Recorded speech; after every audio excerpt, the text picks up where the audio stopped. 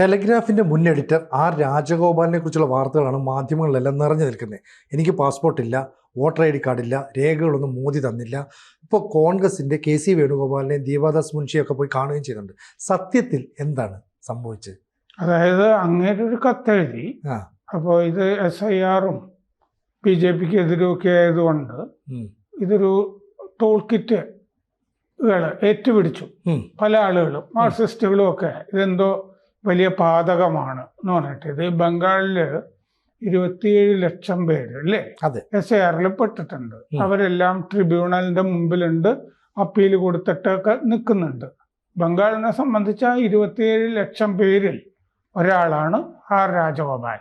പിന്നെ ആർ രാജഗോപാൽ അവിടെ വീടുണ്ടെങ്കിൽ അവിടെ താമസിച്ച് BLO ഒക്കെ വരുമ്പോൾ അവിടെ ഉണ്ടാകണ്ടേ രേഖകളൊക്കെ കൊടുക്കാൻ? അങ്ങനെ ഉണ്ടായിട്ടുണ്ടോ എന്നുള്ളത് വ്യക്തമല്ല. പിന്നെ അങ്ങേരുടെ പരാതിയിൽ പറയുന്ന തീയതികൾ മുഴുവൻ മമതാ ബാനർജി ഭരിച്ചിരുന്ന കാലത്തെയാണ്.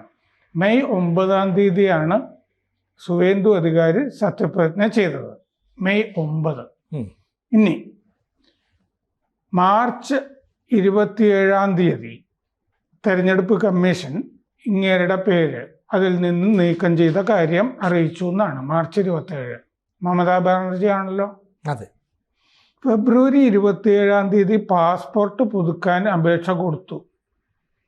മമതാ ബാനർജി ആണല്ലോ ആ കാലത്തും. വെരിഫിക്കേഷന് സ്റ്റേഷനിൽ നിന്ന് വിളിച്ചപ്പോൾ SIR-ൽ വെട്ടിയ കാര്യം രാജഗോപാൽ പോലീസിനോട് പറഞ്ഞു എന്ന്. പാൻ കാർഡും ഒക്കെ കൊടുത്തു. അപ്പോൾ SIR-ൽ മറ്റേ വോട്ടർ പട്ടികയിൽ ഇപ്പം ഇല്ലെങ്കിൽ പോലീസ് വെരിഫിക്കേഷൻ പറ്റില്ല എന്ന് പോലീസ് നിലപാടെടുത്തു എന്ന്. അത് മമതാ ബാനർജിയുടെ അല്ലേ പോലീസ് അവിടുത്തെ? ആ സമയത്ത് മമതാ ബാനർജി ഭരിക്കുന്നു. അധികാരി വന്നത് നേരത്തെ പറഞ്ഞ പോലെ മെയ് 9. അപ്പോൾ മമതാ ബാനർജിയുടെ പോലീസ് വെരിഫിക്കേഷൻ നടത്തി കൊടുത്തില്ല. അപ്പോൾ പ്രശ്നം അതും ഈ ഇലക്ഷൻ കമ്മീഷനും പാസ്പോർട്ടുമായിട്ട് എന്താ സഞ്ജി ബന്ധം? രണ്ടും രണ്ടല്ലേ? അതെ. പാസ്പോർട്ട് ശരിക്കും ആഭ്യന്തര വകുപ്പിന്റെ കീഴിലല്ലേ കേന്ദ്രത്തില്? അതെ. അപ്പൊ SIR-ഉം പാസ്പോർട്ടും തമ്മിൽ ബന്ധപ്പെടുത്തേണ്ട കാര്യം എന്താ? രണ്ടും രണ്ടല്ലേ? ഇങ്ങനെയുടെ പാസ്പോർട്ട് എപ്പോഴാണെന്നറിയോ എക്സ്പയർ ചെയ്ത്? കഴിഞ്ഞ കൊല്ലം ഒക്ടോബറിൽ. അപ്പൊ അപ്പോഴും മമതയായിരിക്കുമല്ലോ അവിടെ ഭരിക്കുന്നത്? ആണല്ലോ, അതിനെന്താ സംശയം? അപ്പോ ഇതില് SIR-ഉമായിട്ട് പാസ്പോർട്ടിന് എന്ത് ബന്ധം? രണ്ടും കൂടി കൂട്ടിക്കുഴച്ചത് എന്തിനെന്നറിയില്ല. SIR തെരഞ്ഞെടുപ്പ് 2002 പട്ടികയാണ് അടിസ്ഥാന രേഖ, വോട്ടർ പട്ടിക. പുതിയ പേര് പഴയ ഡാറ്റയുമായിട്ടൊക്കെ ലിങ്ക് ചെയ്ത് നോക്കുകയാണ് ചെയ്യുക. 2002 എൻ്റെ വീട്ടിൽ BLO വന്നിരുന്നു.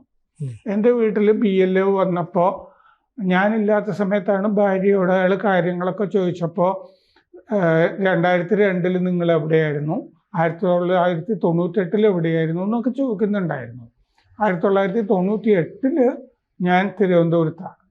അപ്പോൾ അന്ന് അപ്പോൾ എവിടെയായിരുന്നു എന്നൊക്കെയുള്ള കാര്യങ്ങളൊക്കെ ഭാര്യയോട് ചോദിച്ചിരുന്നു. 1998 പ്രസക്തമല്ല, പക്ഷെ ഭാര്യ അത് ശ്രദ്ധിക്കാത്തത് കൊണ്ട് അതൊക്കെ പറഞ്ഞു എന്ന് എന്നോട് പറഞ്ഞു. ആ സമയത്ത് ഞങ്ങൾ തിരുവനന്തപുരത്താണെന്നേ 98. അപ്പോൾ പിന്നെ അപ്പോഴത്തെ രേഖകളും കൂടിയൊക്കെ ചോദിച്ചു കഴിഞ്ഞാൽ അത് നമ്മൾ കൊടുക്കണമല്ലോ, കൊടുക്കാതിരിക്കാൻ പറ്റില്ല. അപ്പോൾ 2002 എന്ന് പറയുന്നത് ഒരു വിഷയം തന്നെയാണ്. 2002 ഇത് രേഖകൾ ഹാജരാക്കേണ്ടത് ആരാ? വോട്ടർ തന്നെയല്ലേ? രാജഗോപാൽ തന്നെയാണ്. അയാൾക്ക് 4 കൊമ്പൊന്നും ഇല്ലല്ലോ. പത്രപ്രവർത്തകനാന്ന് പറഞ്ഞിട്ട് സാധാരണ പത്രപ്രവർത്തകന് പ്രിവിലേജ് ഒന്നുമില്ലല്ലോ. അപ്പോൾ അയാൾ തന്നെ കൊടുക്കണം. ഏപ്രിൽ 25 ഡെഡ് ലൈൻ ആ രേഖകൾ കൊടുക്കാൻ. ആണല്ലോ. മമതാ ബാനർജി അല്ലേ അന്ന് ഭരിക്കുന്നത്? മെയ് 9 സുവേന്ദു അധികാരി വന്നത്. SIR മറ്റേ ഫീൽഡ് വെരിഫിക്കേഷൻ 25 തീർന്നു. ബാക്കി ക്ലെയിംസ് ആൻഡ് ഒബ്ജെക്ഷൻസ് പിന്നെ അപ്പീൽ ഘട്ടങ്ങളാണ് പിന്നെ വരുന്നത്. അപ്പോൾ ആ സമയത്ത് ആർ രാജഗോപാൽ പറഞ്ഞതനുസരിച്ച് അയാൾ വെറുതെ ഇരിക്കുകയാണ് ചെയ്തത് അല്ലേ? പിന്നെ ഈ ലോജിക്കൽ ഡിസ്ക്രിപ്പൻസീസ് ഒക്കെ ഇതിൻ്റെ അകത്തുണ്ടെങ്കിൽ യുക്തിപരമായ അപാകതകൾ, പൊരുത്തക്കേടുകൾ, അതൊക്കെ മാറ്റി കൊടുക്കാനുള്ള സഹായവും രാജഗോപാൽ തന്നെയാണ് ചെയ്യേണ്ടത്. അപ്പോഴാണ് ഈ അച്ഛനും മകനുമായിട്ടുള്ള ബന്ധം, പേരിലെ അക്ഷരത്തെറ്റുകൾ 2002 ഈ ആരുടെയും പേര് കാണുന്നില്ല വോട്ടറിൽ, പട്ടികയിൽ. അച്ഛൻ്റെ പേര്, അമ്മയുടെ പേര്.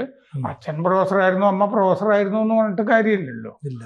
അപ്പോൾ പിന്നെ ഇങ്ങേര് പറയുന്നത് മെട്രിക്കുലേഷൻ സർട്ടിഫിക്കറ്റ് കൊടുത്തിട്ടുണ്ടെന്നാണ്. മെട്രിക്കുലേഷൻ സർട്ടിഫിക്കറ്റ് നമ്മുടെ ജനന തീയതിയോ ഇത്തരം കാര്യങ്ങൾക്ക് മാത്രമുള്ള രേഖയല്ലേ അത്? വോട്ടർ പട്ടികയുമായി ബന്ധപ്പെട്ട രേഖയല്ല. 2002 മുമ്പത്തെ വോട്ടർ ID ഉണ്ടോ?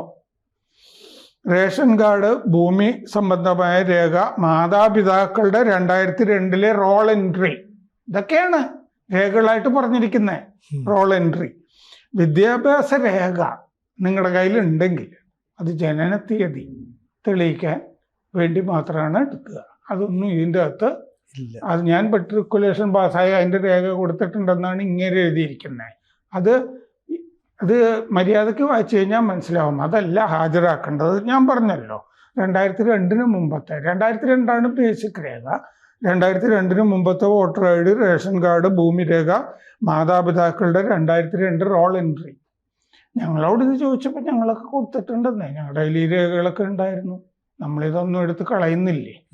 അപ്പോൾ BLO വീട്ടിലെത്തിയിട്ടുണ്ടല്ലോ, അവിടെ എത്തിക്കാണുമല്ലോ. ആ സമയത്ത് അവിടെ ഉണ്ടായിരുന്നോ? പലതവണ നോട്ടീസ് കൊടുത്തിട്ടുണ്ടാവും. ആ നോട്ടീസ് കൈപ്പറ്റിയോ, എന്നിട്ട് എന്തെങ്കിലും ചെയ്തോ? പിന്നെ പാസ്പോർട്ട് ഇലക്ഷൻ കമ്മീഷന്റെ പണിയല്ലല്ലോ. ഇതൊക്കെ പറയുമ്പോൾ ഈ പാസ്പോർട്ടിന്റെ കാര്യം പറയുന്നത് എന്തിനാണ്? അപ്പോൾ ആഭ്യന്തര വകുപ്പാണ് അത് ചെയ്യുന്നത്. ഇലക്ഷൻ കമ്മീഷൻ പാസ്പോർട്ട് തടഞ്ഞിട്ടില്ല, ഉറപ്പാണല്ലോ. രണ്ട് തമ്മിൽ ബന്ധിപ്പിക്കേണ്ടതില്ല. പിന്നെ പാസ്പോർട്ട് റദ്ദാക്കുകയോ തടയുകയോ ചെയ്തിട്ടുണ്ടെങ്കിൽ അതിൽ സംഭവിച്ചിട്ടുണ്ടാവുക ദേശദ്രോഹ കുറ്റം ഉണ്ടെങ്കിൽ അങ്ങനെ ചെയ്തിട്ടുണ്ടാകാം. അതുണ്ടോ എനിക്കറിയില്ല, അത് ഇയാൾ വ്യക്തമാക്കിയിട്ടുമില്ല. അപ്പോൾ 27 ലക്ഷം പരാതി ഉണ്ടായി. ഇയാൾക്ക് അവസരം കിട്ടി. സുപ്രീം കോടതി വെച്ച് ട്രൈബ്യൂണൽ ഇപ്പോൾ പരാതികൾ കേൾക്കുന്നുണ്ട്. അതിൻ്റെ മുമ്പിൽ പരാതിപ്പെട്ടിട്ടുണ്ടോ? 2025 ഒക്ടോബറിൽ പാസ്പോർട്ട് എക്സ്പയർ ചെയ്തു. ഇങ്ങനെ മകളുടെ വിവാഹം കാലിഫോർണിയയിൽ വെച്ച് നടന്നപ്പോൾ പാസ്പോർട്ട് ഇല്ലാത്തത് കൊണ്ട് ഇയാൾക്ക് പങ്കെടുക്കാൻ പറ്റിയില്ല എന്ന് പറഞ്ഞൊരു പൈങ്കിളി കഥയും കൂടി ഇതിൻ്റെ കൂട്ടത്തിലേ ചേർത്ത് നന്നായിട്ട് ഈ വൈകാരികമാക്കാൻ പറ്റുമല്ലോ. മനോരമ ഇതെന്തോ ആഗോള പ്രശ്നമായിട്ടാണ് അവതരിപ്പിച്ചിരുന്നത്. ഏപ്രിൽ 17-നാണ് വിവാഹം. ഏപ്രിൽ 17-ന് സുവേന്ദു അധികാരി അധികാരം ഏറ്റിട്ടില്ലല്ലോ. ഇല്ല. ഏപ്രിൽ 17-ന് മമതാ ബാനർജിയാണ് അധികാരത്തിലുള്ളത്. ഈ പാസ്പോർട്ട് ഇല്ലാത്തത് കൊണ്ട് മകളുടെ വിവാഹത്തിൽ പങ്കെടുത്തില്ല എന്ന് പറയുന്ന ഇത് ഞാൻ ഈ പൈങ്കിളി കഥയാന്ന് പറയുന്നത് എൻ്റെ അനുഭവം വെച്ചിട്ട് പറയാം. എൻ്റെ കുടുംബത്തിൽ എൻ്റെ ഒരു അനന്തരവനൊക്കെ ആയിട്ട് വരുന്ന ഒരു പയ്യൻ ജർമ്മനിയിലാണ്. അയാള് MS എഞ്ചിനീയറിംഗിൽ പഠിക്കാൻ ജർമ്മനിയിൽ പോയി. അത് കഴിഞ്ഞ് അവിടെ തന്നെ ജോലി കിട്ടി. ഓഫീസിലൊരു സ്ലോവാക്യക്കാരിയായിട്ട് പരിചയം വന്നു. അപ്പോൾ വിവാഹം നടത്തി കൊടുക്കേണ്ടത് ഞാനാണ്. കാരണം അച്ഛൻ മരിച്ചുപോയി, ഈ പയ്യൻ്റെ അച്ഛൻ മരിച്ചുപോയി. അപ്പോൾ ഞാനും ഭാര്യയെല്ലാം കൂടി വേണമെങ്കിൽ ജർമ്മനി പോയിട്ട് അച്ഛൻ്റെ സ്ഥാനത്ത് നമുക്ക് വേണമെങ്കിൽ നിൽക്കാം, അവിടെ വെച്ച് കല്യാണമൊക്കെ നടത്താം. അപ്പം ഞാൻ പറഞ്ഞു, ഇല്ല, ഇങ്ങോട്ട് വാ, നാട്ടിൽ വെച്ച് നടത്താം. കാരണം ഇവിടെ വന്നാൽ മതിയല്ലോ നമുക്ക്. ഞാൻ പറയുന്നത് നമ്മൾ പാസ്പോർട്ടൊക്കെ ഉണ്ടായിട്ടേ അല്ലെങ്കിൽ ഉണ്ടാക്കിയിട്ട് അങ്ങോട്ട് പോകണ്ടല്ലോ. അവരുടെ രാജ്യാന്തര തലത്തിൽ യാത്ര ചെയ്തുകൊണ്ടിരിക്കുന്ന ആളുകൾ ഇവിടെ വന്നു. മറ്റേ പെൺകുട്ടിയുടെ അച്ഛനും വന്നു. ഗുരുവായൂർ വെച്ച് നടത്തി. കല്യാണം കഴിഞ്ഞിട്ട് ഒരു 2-3 മണിക്കൂർ ഞാൻ ചിലവാക്കിയിട്ട് അവിടുത്തെ സബ് രജിസ്ട്രാർ ഓഫീസിൽ ഇത് രജിസ്റ്റർ ചെയ്യുകയും ചെയ്തു. ഗുരുവായൂരിൽ നിന്നുള്ള കടലാസമൊക്കെ വെച്ചിട്ട്. അപ്പം മറ്റേ ഈ ആ വിവാഹത്തിൻ്റെ തലേന്ന് മെഹന്തിയൊക്കെ നടക്കുമ്പോൾ ഈ പെൺകുട്ടിയുടെ അച്ഛനുമായിട്ട് ഈ ഗൂഗിൾ ട്രാൻസ്ലേഷൻ ഒക്കെ വെച്ചിട്ട് ഞാൻ സംസാരിച്ചു. മറ്റേ സ്ലോവാക്യൊക്കെ ആണല്ലോ, അവിടെ ഈ കമ്മ്യൂണിസത്തിന് ജനം തൂത്തെറിഞ്ഞതിനെ പറ്റിയൊക്കെ ഞാൻ സംസാരിച്ചു. മിലോവൻ ജിലാസിനെ പരിചയമുണ്ടോ എന്നൊക്കെ ചോദിച്ചു. ഈ കമ്മ്യൂണിസം ഇങ്ങനെ തകർന്നു പോകുന്ന നേരത്തെ ന്യൂ ക്ലാസ് എന്ന് പറഞ്ഞിട്ടൊരു പുസ്തകം. ഈ ന്യൂ ക്ലാസ് പണ്ട് ഞാൻ MA-ക്ക് പഠിച്ചിരുന്ന കാലത്ത് തിരുവനന്തപുരത്ത് ഫൈനാൻസ് കോളേജിൻ്റെ മുമ്പിലൊരു പെട്ടിക്കട ഉണ്ടായിരുന്നു. അവിടെ വലിയ പുസ്തകങ്ങളൊക്കെ കിട്ടുമായിരുന്നു ആ പെട്ടിക്കടയിൽ. സാർത്രന്റെ ബീങ് ആൻഡ് നത്തിങ്നെസ്, കസാൻസാക്കിസിന്റെ ഏതോ ബുക്ക്, ഈ മിലോവെഞ്ചിലാസിന്റെ ന്യൂ ക്ലാസ്, ഇതൊക്കെ അവിടെ നിന്നാണ് ഞാൻ വാങ്ങിച്ചിരിക്കുന്നത്.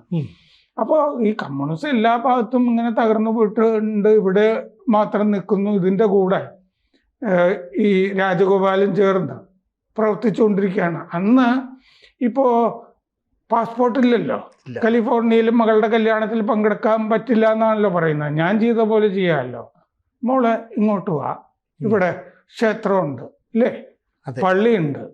കാരണം ഇയാളുടെ രാജഗോപാലിന്റെ ഭാര്യ ക്രിസ്ത്യാനിയാണ്, അതുകൊണ്ട് ഞാൻ പറയുന്നത് പള്ളിയുണ്ട്. അല്ലെങ്കിൽ LKG സെന്റർ ഉണ്ട്, AKG സെന്റർ എന്ന് ഞാൻ പറഞ്ഞാണ്. LKG സെന്ററും ഉണ്ട്, അവിടെ വെച്ചും നിർബന്ധമാണെങ്കിൽ അങ്ങനെയും ചെയ്യാമല്ലോ ഇല്ലേ? അങ്ങനെ ചെയ്താൽ പോരെ. അല്ലെങ്കിൽ തത്സമയം കാണാമല്ലോ ഇവിടെ നിന്ന്. ഇതിന്റെ കൂടെ ഈ മറ്റേ പുട്ടിന് പീര പോലെ ഇങ്ങനൊരു കണ്ണീർ കഥയും കൂടി നന്നായിട്ട് ഇവിടെ വിൽക്കുന്ന ഒരു കഥ എന്നുള്ള നിലയ്ക്ക് ഇതും കൂടി അങ്ങ് കയറ്റി വെച്ചിരിക്കുകയാണ്. നമ്മള് ഇതിൻ്റെ അകത്ത് പത്രപ്രവർത്തനമൊന്നും ഒരു പ്രിവിലേജ് ഇല്ല. പിന്നെ ഇങ്ങേര് ഈ മറ്റേ പിണറായി വിജയൻ ഇതിനെപ്പറ്റി ഒരു കുറിപ്പ് എഴുതിയപ്പോഴും ടെലഗ്രാഫിന്റെ പത്രാധിപർ എന്നാണ് എഴുതിയിരിക്കുന്നത്. അല്ലല്ലോ, ടെലഗ്രാഫിന്റെ പത്രാധിപർ സ്ഥാനത്ത് നിന്ന് അവർ പുറത്താക്കിയതാണല്ലോ. എന്നിട്ട് കേരളത്തിൽ വന്ന് തിരുവനന്തപുരത്ത് വന്ന് താമസിക്കുന്ന ആളാണ്. അവിടെ ജോലി നഷ്ടപ്പെട്ടതുണ്ട്. എൻ്റെ ഓർമ്മ സംഘർഷൻ താക്കൂറിനെയോ മറ്റോ അവര് അതിൻ്റെ എഡിറ്റർ ആക്കുകയൊക്കെ ചെയ്തു പിന്നീട്. അപ്പോ ഇതാണ് അവസ്ഥ എന്ന് പറഞ്ഞിട്ട് രേഖകൾ കൊടുത്താൽ ഇതൊക്കെ കിട്ടും ഇല്ലേ? ഇന്ത്യയിൽ രേഖകൾ കൊടുത്താൽ എല്ലാവർക്കും കിട്ടിയിട്ടുണ്ട്, അനധികൃത കുടിയേറ്റക്കാർക്ക് കിട്ടിയിട്ടില്ല. BLO വന്നപ്പോൾ ഇത് കൊടുത്തിട്ടുണ്ടെങ്കിലും കിട്ടുമായിരുന്നു. പിന്നെ എന്തിനാണ് ഈ പാസ്പോർട്ടും ഇലക്ഷൻ കമ്മീഷനും എല്ലാം കൂടി കൂട്ടിച്ചേർത്ത് ഇതെല്ലാം കൂടി മോദിയുടെയും BJPയുടെയും മണ്ടയ്ക്ക് വെച്ചത് ഇന്ന് എനിക്ക് ഒട്ടും മനസ്സിലായിട്ടില്ല. അങ്ങേര് പ്രൊവൈഡ് ചെയ്തിരിക്കുന്ന എല്ലാ തീയതിയും മമതാ ബാനർജി ഭരിക്കുന്ന കാലമാണ്. ഇങ്ങനെ സിനിജിക്ക് ഓർമ്മയുണ്ടോ, ഒരു ദിവസം ഞാൻ ഈ ടെലഗ്രാഫ് ഓൺലൈനിൽ നോക്കിയപ്പോഴേ അതിൻ്റെ മുകളിലെ അരപ്പേജ് മുതലയുടെ പടം വരച്ചു വെച്ചിരിക്കുക. ഒരു 10-50 മുതലുണ്ട്, ഇങ്ങനെ മുതല കണ്ണീർ എന്നൊക്കെ പറഞ്ഞിട്ട്. മോദിക്കെതിരെയാണിത്. പക്ഷെ അരപ്പേജ് മുകളിലും മുതലകൾ തന്നെ, പലതരം മുതലകൾ, പല മുതലകൾ. നമ്മൾ ഒക്കെ പത്രപ്രവർത്തനം പഠിക്കുന്ന കാലത്ത് ഈ വൈറ്റ് സ്പേസ് ചിലപ്പോൾ ഇടണം, ചിത്രങ്ങളുടെ ഇടയ്ക്കൊക്കെ ലേ ഔട്ടൊക്കെ ചെയ്യുമ്പോൾ കുറച്ച് വെളുപ്പം അവിടെ ഉണ്ട്. പക്ഷെ നമ്മളെ അരപ്പേജ് ഒരു ഇൻഫർമേഷനും ഇല്ലാതെ കളയുക എന്ന് പറഞ്ഞാലേ വലിയ വേസ്റ്റ് അല്ലേ? ഇയാൾ എന്ത് പത്രപ്രവർത്തനം എവിടെ പഠിച്ചു? മറ്റേ തൈക്കാട് രാജേന്ദ്രന്റെ പത്രത്തിലാണ് ജോലി ചെയ്ത് കൊണ്ടിരുന്നത് കേട്ടോ. ആണല്ലേ? പിന്നെ അത് ശരി, അവിടുന്നാണ് പിന്നെ ഇങ്ങോട്ട് പോയത്. വയനാട് പത്രികയോ അങ്ങനെ എന്തോ ആണ് അതിന്റെ പേര്, അതിലാണ് തുടങ്ങിയത്. അപ്പൊ അതിന്റെയൊക്കെ അസ്കിതകളൊന്നും മാറിയിട്ടില്ല, അതാണ് ഇങ്ങനെ നടക്കുന്നത്. കൂടുതൽ വാർത്തകളും വിശേഷങ്ങളും നിങ്ങളിലേക്ക് എത്താൻ ABC മലയാളം സബ്സ്ക്രൈബ് ചെയ്യുക, ബെൽബട്ടനും അമർത്തുക.